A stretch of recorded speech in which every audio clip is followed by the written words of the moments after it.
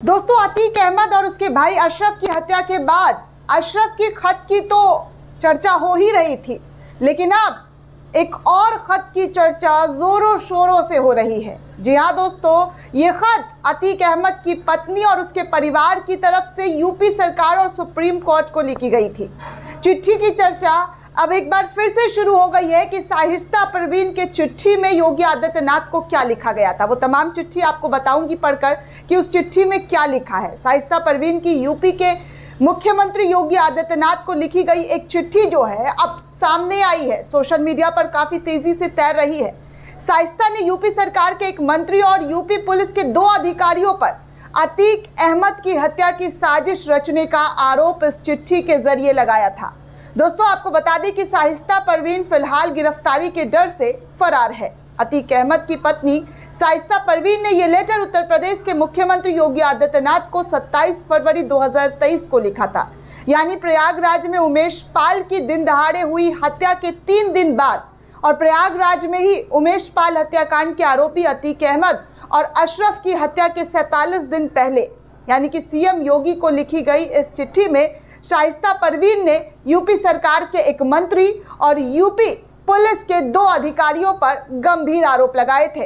शाइस्ता की तरफ से इस चिट्ठी में क्या कुछ लिखा गया है दोस्तों, वो तो आपको मैं पढ़कर बताऊंगी, लेकिन उससे पहले ये बड़ा सवाल है कि यूपी सरकार के एक मंत्री कौन थे और 2 बड़े अधिकारी कौन थे जिस पर शाइस्ता परवीन के जरिए आरोप लगाया गया था कि उनके पति को इनसे खतरा है। अतीक अहमद और अशरफ की हत्या के बाद शाइस्ता परवीन का ये लेटर काफ़ी ज़्यादा महत्वपूर्ण माना जा रहा है, क्योंकि जिस तरीके से हत्या को अंजाम दिया गया है उस पर पहले ही सवाल उठ रहे थे और इस चिट्ठी ने और ज़्यादा कंफर्म कर दिया है। तो चलिए आपको बताते हैं कि इस लेटर के लिए शाइस्ता ने मुख्यमंत्री योगी आदित्यनाथ से क्या कुछ कहा है। इस लेटर के अंदर अतीक मर्डर केस को लिखे इस चिट्ठी में शाइस्ता का सबसे हैरान कर देने वाला दावा एक मंत्री को लेकर है। योगी सरकार के ही एक कोई मंत्री है जिसको लेकर ये दावा किया गया है शाइस्ता की तरफ से। शाइस्ता ने अपनी चिट्ठी में कहा है कि सत्यता ये है कि जब से बहुजन समाज पार्टी से मुझे प्रयागराज से महापौर का प्रत्याशी घोषित किया गया था, तब से यहाँ के एक स्थानीय नेता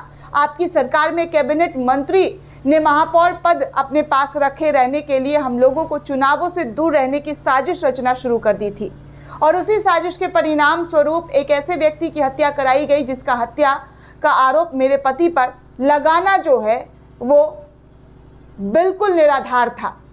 ये चिट्ठी शाइस्ता परवीन ने उस वक्त लिखी थी जब अशरफ और अतीक को उमेश पाल मर्डर केस में पूछताछ के लिए प्रयागराज लाने की बात शुरू हुई थी, जब उन्हें गुजरात जेल से शिफ्ट कराने की बात की जा रही थी। इसके बाद अतीक अहमद और अशरफ को पुलिस एनकाउंटर का डर सताने लगा था। शाइस्ता परवीन ने मुख्यमंत्री योगी आदित्यनाथ को लिखी चिट्ठी में यूपी पुलिस के 2 बड़े अधिकारियों पर भी गंभीर आरोप लगाए हैं। शाइस्ता ने सीएम योगी को लिखी चिट्ठी में कहा था कि प्रयागराज पुलिस पूरी तरीके से आपके मंत्री के दबाव में काम कर रही है। आपके मंत्री के दबाव में ही यूपी पुलिस के जो 2 अधिकारी हैं वो हमारे परिवार को तबाह बर्बाद करना चाहते हैं। मुकदमे में रिमांड के बहाने मेरे पति अतीक अहमद और मेरे देवर अशरफ को अहमदाबाद जेल और बरेली जेल से बुलाकर रास्ते में हत्या करवाने की साजिश की जा रही है। इसमें 2 पुलिस अधिकारी जो कि अतीक अहमद के विरोधियों में से उनकी हत्या की सुपारी बहुत पहले ही लिए बैठे हैं।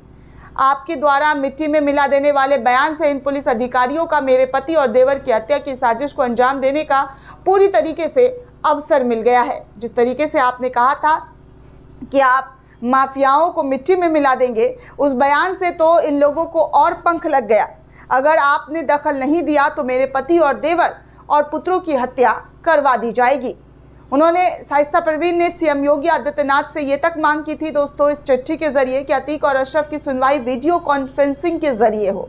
उनको लाना ले जाना ना किया जाए, जेल के अंदर से ही वीडियो कॉन्फ्रेंसिंग में सुनवाई हो। इसके लिए शाइस्ता ने सुप्रीम कोर्ट के एक फैसले की जानकारी भी दी थी जिसमें अतीक को ऐसे जेल में रखने की बात कही गई थी जिसमें वीडियो कॉन्फ्रेंसिंग की सुविधा हो। इस चिट्ठी में शाइस्ता ने उमेश पाल मर्डर केस की निंदा करते हुए कहा था कि उनके परिवार के शामिल होने के आरोप पूरी तरीके से निराधार है, पूरी तरीके से गलत है, उनके परिवार को फंसाया जा रहा है। शाइस्ता ने इस चिट्ठी में हत्याकांड की जांच सीबीआई से कराने की मांग की थी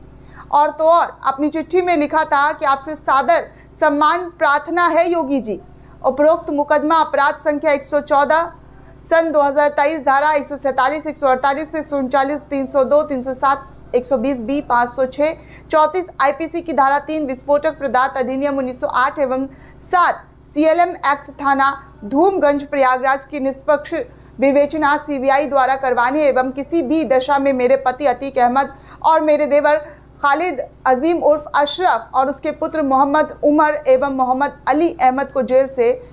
निकालने की जो है कृपा कीजिए, क्योंकि मेरे जो छोटे बच्चे हैं उनको भी जेल में रखा गया है बाल सुधार गृह में, तो उनको भी आप रहम दिखाइए, जिनका कोई हाथ नहीं है उसको भी आप जेल में कैसे डाल सकते हैं। तो इस तरीके से चिट्ठी के ज़रिए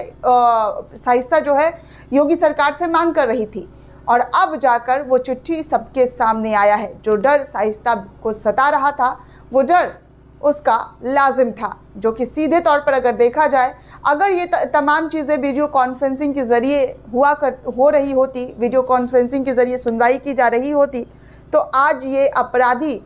अपराध करके ऐसे जो है इस तरीके से कोर्ट और कानून का मखौल नहीं उड़ा रहे होते, पुलिस प्रशासन के नाक के नीचे इस तरीके से हत्या को अंजाम नहीं दे रहे थे। हालांकि उसकी पत्नी बार बार ये अनुरोध योगी सरकार से कर रही थी कि आप जो है अपने एक मंत्री और 2 बड़े अधिकारियों पर जांच पड़ताल कीजिए, उनके खिलाफ कार्रवाई कीजिए, एक्शन लीजिए, जिनके दबाव में ये तमाम काम जो है अंजाम दिया जा रहा है। दोस्तों, इस पूरे रिपोर्ट को लेकर आप क्या सोचते हैं, आपकी क्या राय है, हमें कमेंट सेक्शन में ज़रूर बताइएगा। साथ ही साथ नेशन 360 को ज़्यादा से ज़्यादा लाइक, शेयर और सब्सक्राइब करना बिल्कुल भी ना भूलें।